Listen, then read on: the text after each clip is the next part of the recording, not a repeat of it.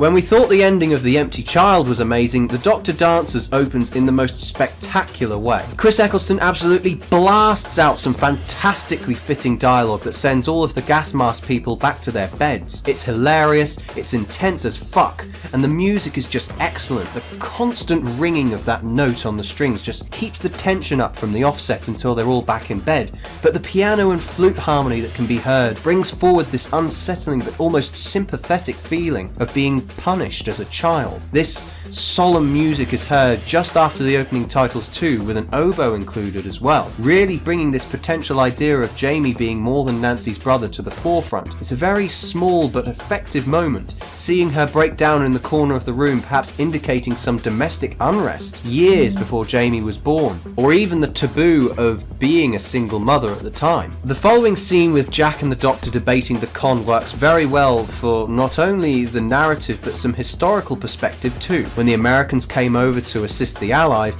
many would come over to replace the husbands who had died, or would marry the girls of the country they were stationed in, becoming what are regarded as war brides. What these two episodes provide is a very clever subtext showing the British, the Doctor, and American males, Jack Harkness, fighting over a potential bride, Rose Tyler. Jack Harkness serves to hold up the American dream. Even in the 51st century, he still goes out of his way to make a profit, no matter the repercussions. He may be all flash with his technology, charm and smiles, but his intentions are tainted with his lust for money. Rose may have initially been interested in this earlier when he pretty much seduces her, but when the Doctor comes back home, he's pissed. Not just because Jack may have potentially stolen his bride, but also because Jack is out to make a profit from the suffering of others. He then uses his intelligence and rational thinking to bring Rose back into a sort of neutral zone so he can win her back as the episode goes on. The feud between Jack and the Doctor can be seen later on in the episode, like the sonic blaster against the Doctor's banana and comparatively inept screwdriver. But when Rose and the Doctor dance later on, he proves himself more than just brains with his ability to sway her over in a more subtle, romantic way, without money, gadgets and technology, but with simple interaction instead. This dynamic between the three characters we see is just beautifully performed and woven into the script, and I think it's fantastic that alongside the horror that's shown on the surface, we have this brilliant character development that's rumbling under the surface of the entire story. There's a banana grove there now. I like bananas. Bananas are good. The absolute irrelevance of this running gag is probably why I find it so funny. We have had some of the most serious material so far in the series within this story, and then bananas just get thrown into it for no reason that I can really see. I guess this is the first time this happens in a Moffat written story for the show and would appear later on, but I'm not here to talk about that. I like the bananas thing, I think it's hilarious and sort of fits in with the story. Anyway, Nancy's little segment with the master of the house is really well written, but this doesn't seem very Moffat to me. This EastEnders-esque standoff seems more reminiscent of Davies' scenes in the previous episodes. I may be completely wrong, but especially the comment about the bloke messing around with the butcher. It's very strange to think this came out of Moffat's brain considering what has already been established. Not that this scene is bad or anything, but it just seems very oddly placed. Back at the doom and gloom hospital, we have this brilliant build-up of tension as the characters figure out the child is in the room with them. The slow and ominous camera movements and lack of music once again creates a huge mountain of tension before we see the child hiding behind the Doctor. We then have another hilarious banana comment, and ordinarily I would complain about the repeating sound effect of the child punching the wall,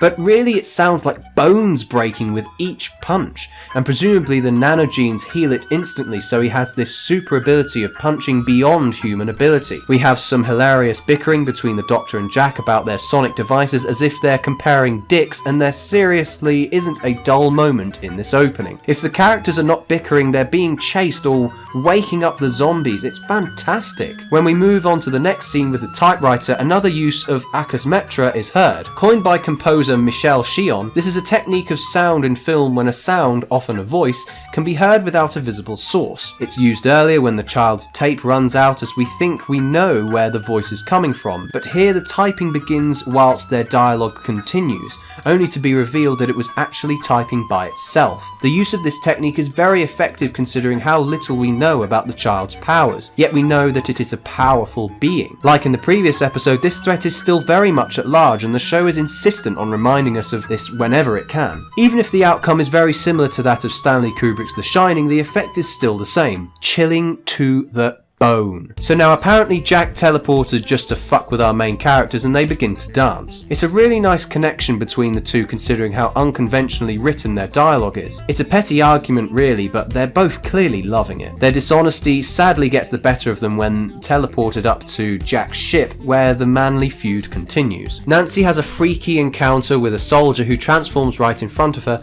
exemplifying Dr. Constantine's comment about isolated cases being recorded outside the hospital, which I find very interesting considering it shows the spread of the infection into a mind-boggling level. How many infected are there now? How far is it spread? We find out that our species have explored the genitals of more than just our own. Wait, hang on, that must bring a whole new meaning to the term bestiality. The soldier Jack had a fling with earlier grows a gas mask in the full detail that we saw in the previous episode, and the doctor says that it's gone airborne. I'm not sure what evidence he based that on, but at the same time that's a pretty scary thought. If a virus or infection was to go airborne and had the potential to kill our species, there would be very little we could do to stop it. I think that it would have been quite interesting if one of the trio was to catch the disease and begin transforming though, in my opinion. It would really raise the stakes of the finale, but there is a lot to get through, to be fair, in this episode. An interesting little thing that could have been included to exemplify this idea of the infection becoming airborne. The scene begins to set up like the end of a round of COD zombies.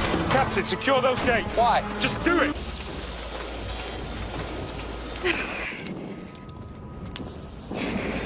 Who are you? You just told me that was an ambulance from another world.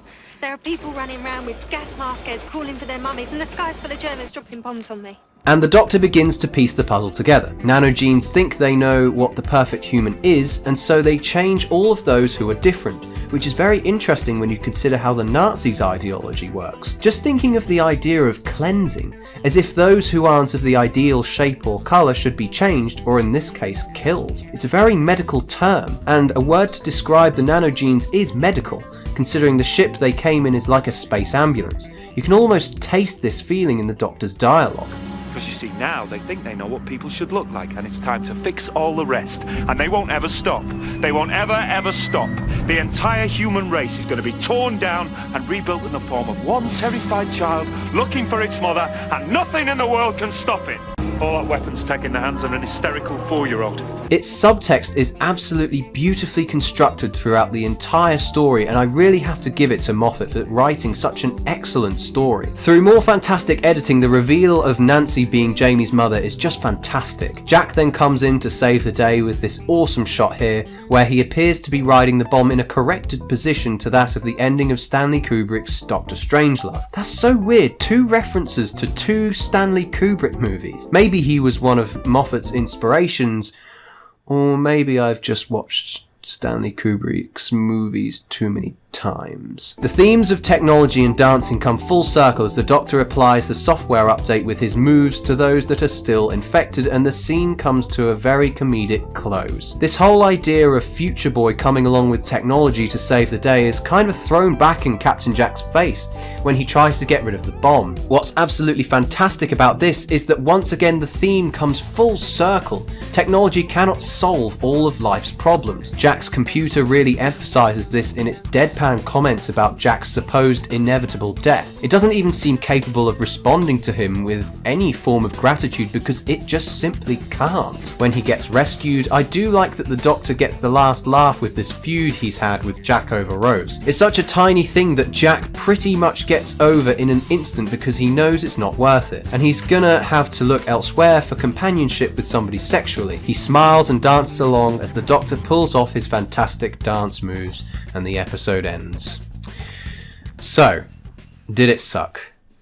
Blimey, today is your lucky day if you're a fellow subscriber of mine. I give Empty Child a 9 out of 10 because of its great music, editing, cinematography, fantastic spooky atmosphere and extremely enticing story. I do unfortunately have to knock a point off because of some minor irritations in some of the characters' odd behaviours, but the second part of the story continues all of these elements fantastically and doesn't let the ball drop for an instant. All of the characters are written perfectly, the actors and actresses bounce off each other wonderfully, and the story wraps itself up like an oversized gift under the Christmas tree. There are some fantastic comedic moments that don't interrupt the tension or story whatsoever, and the episode's subtext and themes are subtle yet very hard-hitting and historically accurate.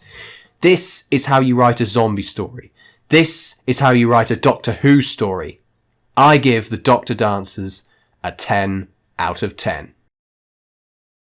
Or the potential slapping.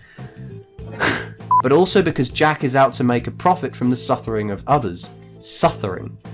That needs to be in the dictionary. Blech. The soldier Jack had a fling with grows a... Or blackcurrant, that'll do. Anyway. It's such a... Oh dear.